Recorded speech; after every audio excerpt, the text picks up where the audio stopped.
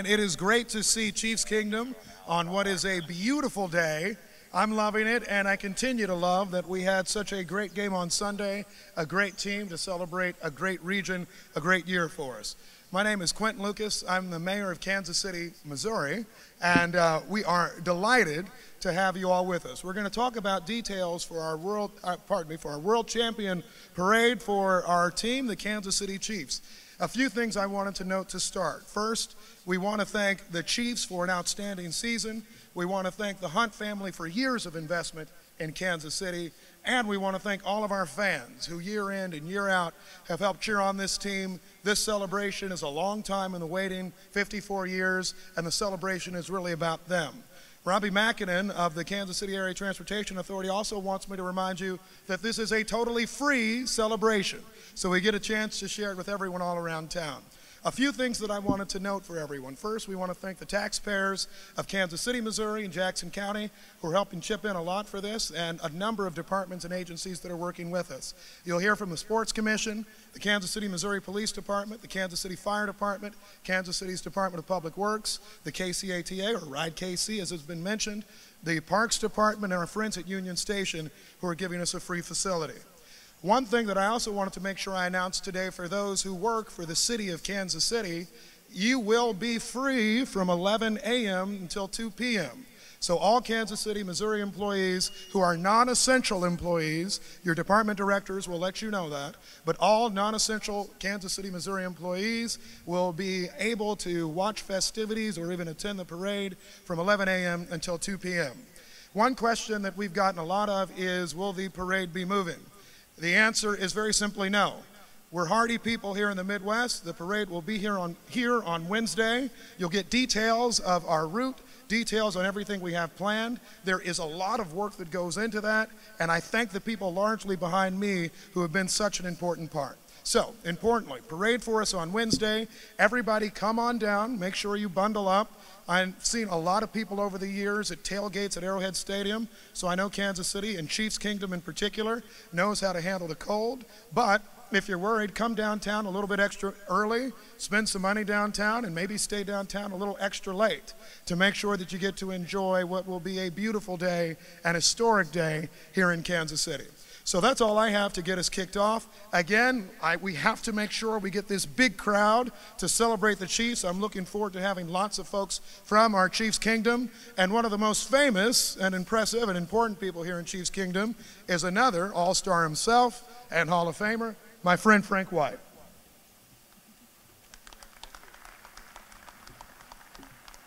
Thank you, Mr. Mayor. I'm Jackson County Executive Frank White, and I'm here really just to say that I'm so proud of the Chiefs for winning the Super Bowl. I want to congratulate them for that monumental achievement. I've been in Kansas City long enough now to see 2 World Series championships and now a Super Bowl championship. So very excited to be a part of this. I just want to make sure that everyone comes down, support the parade. In 2015, Kansas City showed that no one does parades better than Kansas City. So we're going to dress up in our red and our yellow, and we're going to come out and we're going to support these champions. And our fans are just so exciting, and they're so passionate about the Chiefs and their sports teams. And going out to Arrowhead, the loudest, best stadium in the world, and to be able to send these champions off one more time with this passion that our fans have and the love they have for their Chiefs, I think it's going to be just awesome. So the players need that one extra little charge from the fans, and we're going to give that to them tomorrow by coming down and supporting them. This is 50 years in the making, and it's something that will live with us the rest of our lives. So fans, come on down, have a great time, and Jackson County is definitely proud of our Kansas City Chiefs. Thank you very much.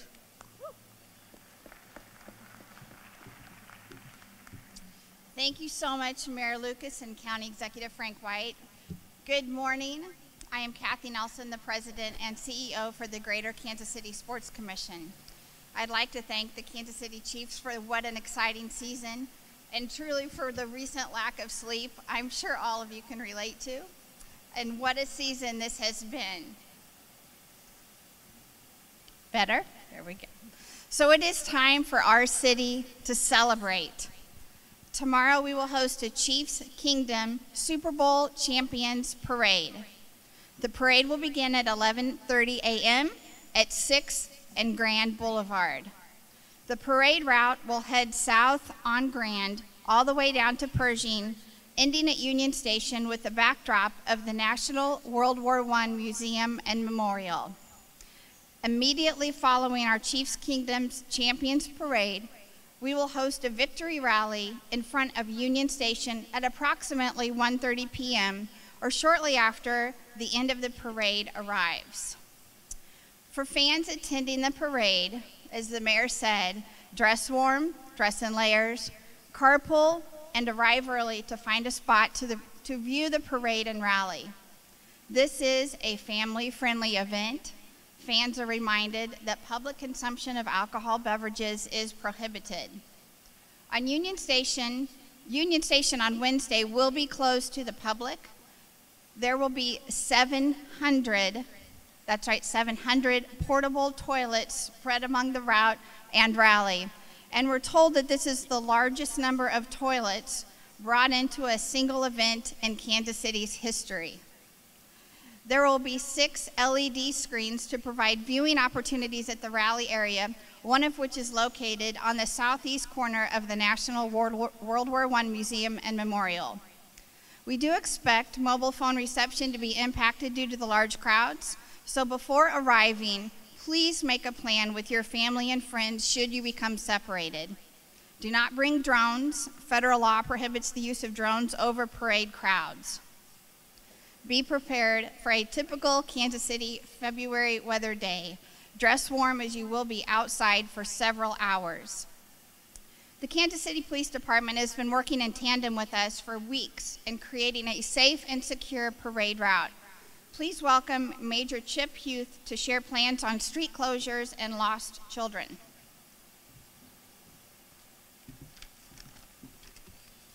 Good morning. From the police department's perspective, we want you to know we're here to facilitate a safe celebration. We have hundreds and hundreds of officers assisting along the route. We pulled in regional law enforcement partners from 19 agencies from both sides of the state line. We've been here before. We've done events like this. We're prepared to do it in any weather, and we're prepared to do it successfully. One thing that I want to reiterate, we learned this from 2015 with the KC Royal celebration. Please, parents, prepare for keeping track of your children. We lost 100 children temporarily during the Royal celebration. We were able to successfully reunite them with their families, but that is a big undertaking.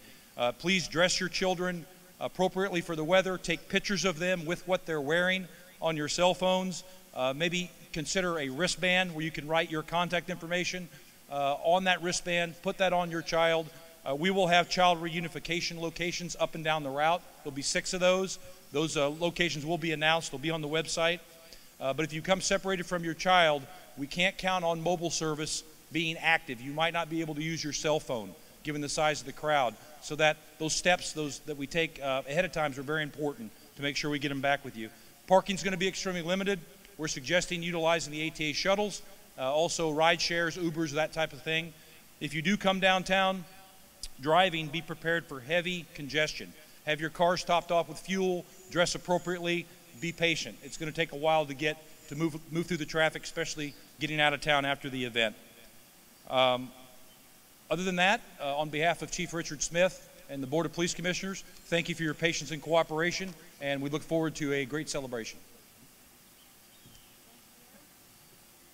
Thank you, Major Huth. Next, I'd like to welcome Donna Mays, Kansas City, Missouri Fire Chief, to explain some of the EMT services and medical services they'll be providing that day. Donna? Good morning. My name is Donna Mays. I'm the Fire Chief of Kansas City, Missouri Fire Department.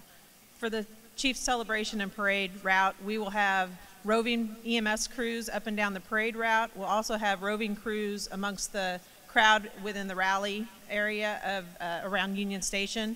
We'll have a medical tent that'll be set up for public access for first aid as a first aid station, and that'll be on the east side of the Liberty Memorial Tower. So if you have a medical emergency and are able to make your way to that or need first aid, a Band-Aid, whatever you need, you feel free to utilize that medical first aid tent.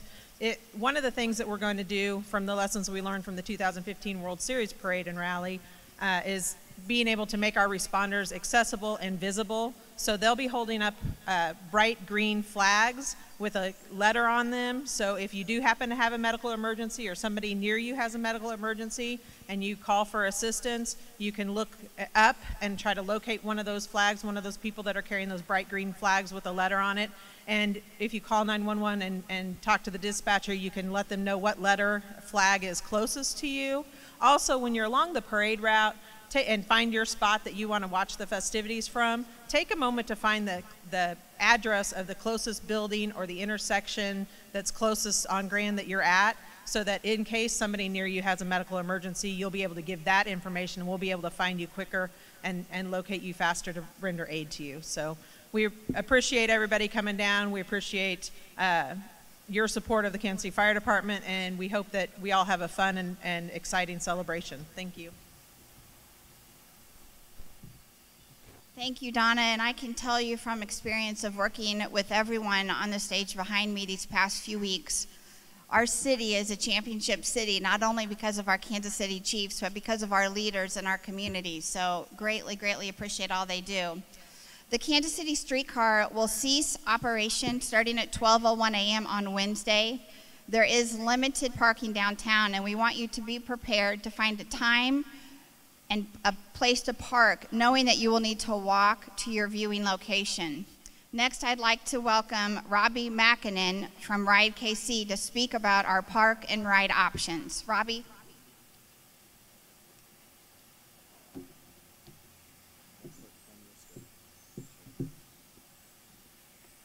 Good morning. Back in 2015, we transported around 300,000 of our closest friends to a World Series parade. We're ready for this one. While everybody was celebrating, we've been working in the back room, having meetings with the police department, the fire department, Jackson County, City of Kansas City, and the Chiefs and the Sports Commission, trying to make this a very safe and friendly fan experience. I'm going to let Jameson Auden, Vice President and Deputy CEO, give you some specifics. Well, good morning. Your partners, all the partners of Ride KC are ready and willing to do our part for this wonderful celebration. This year, we will be launching from 5 different park and ride lots throughout the region. One located at the Oak Park Mall. We have one at Worlds of Fun, one at Hy-Vee, the Hy-Vee Arena, the 47th and State Park and Ride location, and the Kansas City Zoo. So we'll be staffing those with not only our KCATA Ride KC buses, but also partnering with the yellow school buses that won't be running that day. So we'll have both. One of the things we did differently this year is that the drop-off locations are just a little bit farther away so as not to get so close to the celebration, but also where you get dropped off is where you'll pick your bus up as well. So various drop-off locations, all that information is on our website. Service will be free that day, of course. Also, for our regular service, there are modifications that are happening as we're focusing our attention on this event, and all of that information is on ridekc.org as well. So we look forward to the day. We remind you to plan early, arrive early, and dress warm. Thank you. So get out of your car and leave the driving to us.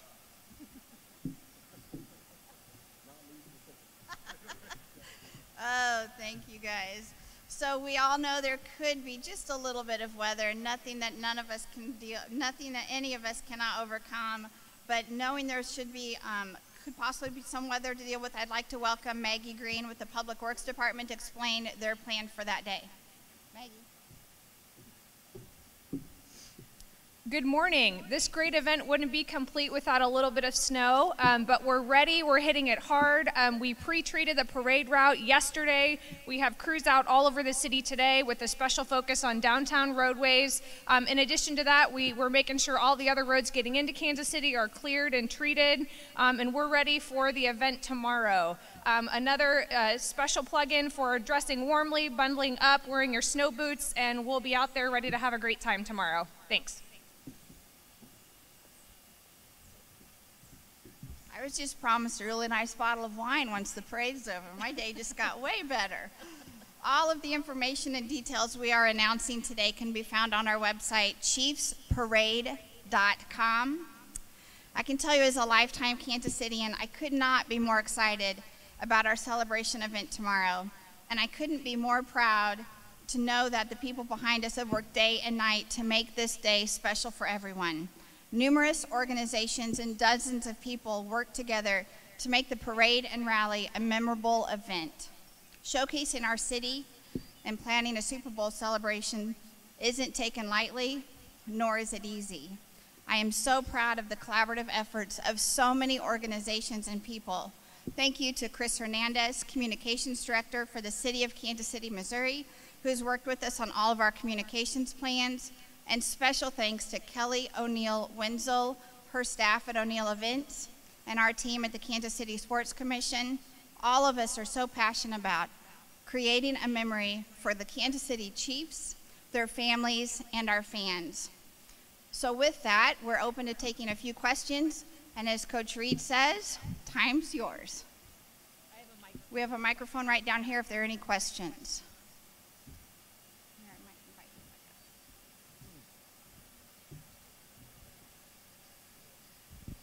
This may be for Kansas City Police. From a public safety standpoint, what have you done differently for this parade than what happened during the 2015 parade to keep people even safer? Thank you. Yes, we've increased our staffing. Again, I mentioned we pulled in regional assets in the law enforcement space from both sides of the state line to include 19 representatives from 19 different agencies. We've also learned some lessons about the route itself. We're going to begin closing everything down on Grand at 2 p.m. today, locking everything in with bicycle racks, doing security sweeps, a lot of the behind-the-scenes stuff you won't see in terms of tactical operations and plainclothes UC operations. Just the main thing we're learning is that we need to be ahead of the game relative to our planning and response. So we're getting things started a little earlier. Hello.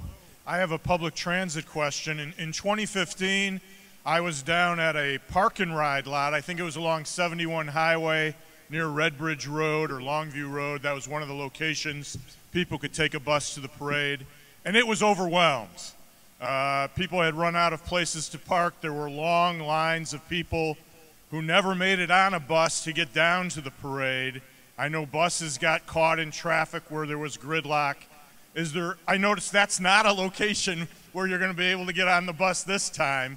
Is that why? Because things didn't go well there? And is there any effort to prioritize bus traffic so it doesn't get caught in congestion? Yes. How will that happen? No. I mean, the fact of the matter is, like Jameson said, we're moving back and not coming as close to the parade route itself so that we don't get stuck. And the other part is encouraging everyone to either park and ride and or not bring your car all the way down here is a big point. And yes, you're right. We don't use that site. We've picked out some sites with big lots. We've actually got about 425 vehicles that we're using this year. So that's where we're headed. And I might note one other thing. Buses will start at 7 a.m. this time around. Last time they were 9 a.m. And so we encourage people to get in even earlier. But buses will start at 7 a.m. One other thing I may note for those who choose to drive, although we certainly encourage you if you can to take a bus, there are lots of good north-south routes in Kansas City if you go just a little bit further east or frankly even a little further west. Paseo or Prospect, any number of others that can get you into town so you're not just on interstate routes or others that got very crowded last time. I have another question about cell phone service, mobile phone service. That's going to be super important tomorrow. Everybody's going to be wanting to take pictures, videos, all that kind of stuff. But public safety obviously is extremely important when it comes to cell phones. What logistical plans have been put in place to make sure cell phone service works tomorrow? Well, we are taking care of, first and foremost, police, fire, and security. So they have their own system set up. Public is different. You know, we're learning right along with all of the cell phone companies, Sprint. They have cows placed, cell on wheels placed around. But we know for the public, cell phone coverage will be could be challenged, but for safety and security, there is a plan. Asking about cell phone coverage. So I don't know if anybody's heard, but across the country, they've been building a regional public safety cell phone and communication network. And so we have some of those assets that we'll be employing. A lot of us are on that system already, and there is a layer that we can be bumped up to have priority. And so that's one of the things that will be implemented for the fire department and the police department as well. So we'll have priority access so that we'll be able to communicate with each other and be able to communicate back and forth with our communication centers and still have that cell phone access as well. So. I've only been in Kansas City for 3 years, so unfortunately I missed the Royals parade, but I keep hearing that you learned a lot from that parade, taking it into this one. So just how important for you guys was it to look back at that and learn and reflect and make these new changes this time around? I would tell you, with the O'Neill Events team and the Sports Commission being the parade planners at that time in 2015, we immediately, even last season, as the Chiefs were successful, started to revisit our takeaways from the parade of 2015 and visiting with the police department. You know, we learned a lot of things. Lost children, that's a concern. So immediately working with the police department on those ideas. Public toilets, learning that we went from almost 200 toilets to now 700 and scattered along the parade route. Last time, Porta-Johns were placed right close to the route. This time we're moving them a block off. So if you need to go, look behind you, not towards the parade route. There'll be a lot of groupings, and you can already see them placed at Washington Square Park and again near the memorial. So just things like that we've taken away. Transportation, communication, all of those played a big role as we were making our plans for this year. I might even add, Kathy and her team do a good amount of work in talking to other cities with celebrations. So this is not just a reflection on the 2015 Royals Parade, it's a reflection on what they've done in Philadelphia, what they've done in so many other places of late. So that's certainly something that we've prioritized. Any other? Yes, sir. From St. Joseph, I believe. That's right. Yes. How you doing, Mayor? Temperature is going to be an issue for tomorrow. Is there going to be heating stations, places for families or kids to stay warm with the weather potentially being like it is tomorrow? No, at this time we do not have warming stations planned. Again, dress accordingly. Chiefs fans are used to tailgating and being outside in the cold, so I would suggest maybe winter boots and not tennis shoes, or my cool-looking red heels aren't going to work tomorrow. But I think that as long as you dress appropriately and dress in layers, you should be okay. Are you guys towing cars today? A lot of people are ignoring the no parking signs. So clearing out Grand, what's going to happen with those cars today? Yeah, we're going to start at 2 p.m. today again, ticketing and towing cars. Emergency no parking signs went up yesterday, so all along the route you can see them. So beginning at 2 p.m. today, ticketing and towing operations will start. Good morning. How much will this parade cost the city and the Sports Commission? How much of it is funded through public dollars versus private donations or fundraising? So as I noted at the beginning, we will have a significant amount of public support. That's why I think I'm up here representing the city of Kansas City. Our Jackson County executives representing the county. We certainly know that this isn't cheap, but this doesn't happen often. And so we think it's worthwhile. We have a significant parade, the first time in 50 years for the Kansas City Chiefs. What I will note is that we haven't completed full expenses. And we will be certain to share that with the press. There are significant corporate sponsorships as well that go into making sure that this can be a reality. The Kansas City Chiefs have also been supportive of this.